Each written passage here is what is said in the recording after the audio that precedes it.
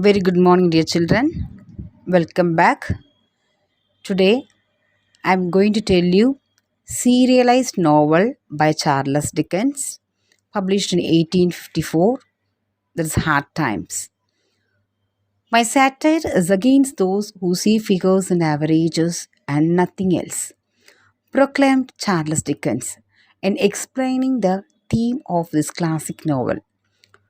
The story concerns one Thomas Grangreen, a fanatic of the demonstrable fact, who raises his children, Tom and Louisa, in a stifling and arid atmosphere of grim, practically without a moral compass to guide them.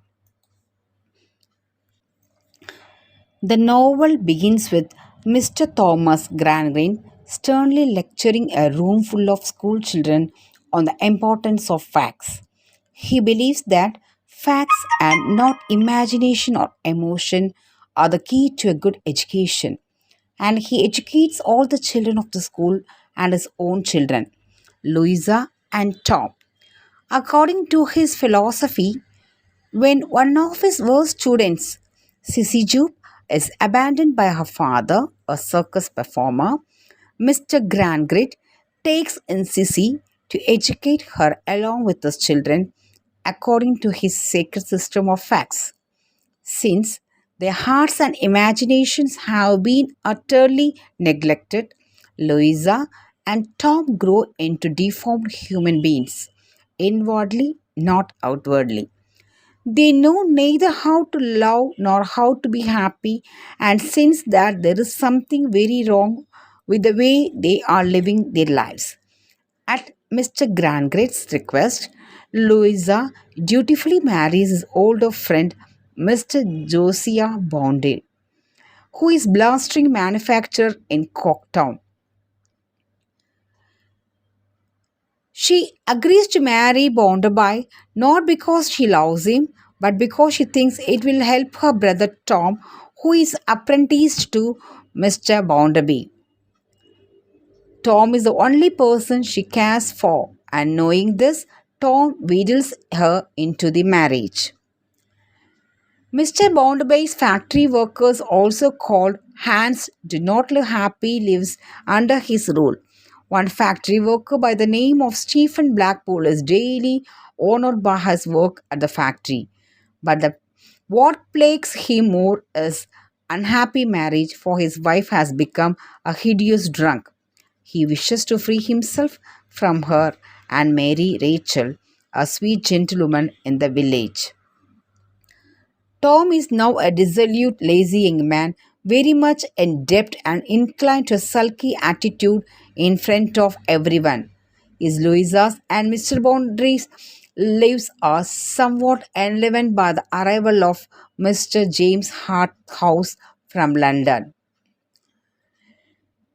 Noticing that she often and shows emotion only towards Tom, Harthouse sets about seducing her by pretending to be Tom's good friend. Mr. Spastist, an old widow who used to live with Mr. Bounderby before he married Louisa and was then unceremoniously kicked out, watches the progression of the seduction of Louisa with glee. Mr. Bounderby's factory workers, restless with their bad lot and stayed on by the fiery words of sleazy union orator named Slangbridge, decide to form a union. Stephen, present at the rowdy meeting at the which they become to the decision, tells them that he cannot join because of a promise he has made to someone. The entire town then decides to shun him as a result of decision.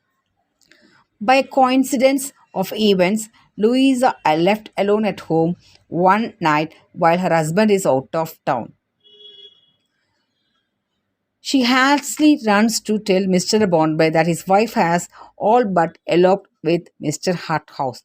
Louisa, in the meantime, has actually gone to his father's house and is at her wits' end. She confronts her father and tells him that what unhappiness of her entire life, which has brought her to his point, is all due to his education of facts, which quashed all feelings of the heart, which are so essential to human existence.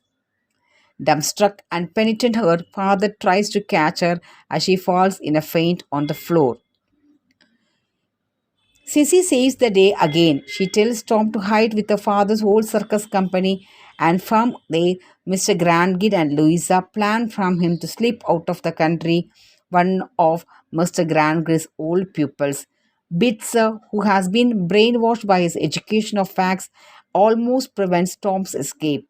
But thanks to the cunning of the circumster, Tom manages to evade Bitzer's clutch and escapes to another country. Mr. Grandkid, having learned his lesson, the hard way devotes the rest of his life to faith, hope, and charity instead of facts. Louisa does not remarry but finds some happiness in helping Sissy care for her own children. Tom dies far from home and repents of his hardness towards his family on his deathbed. Thank you, children. I hope you all enjoy. See you in the next class.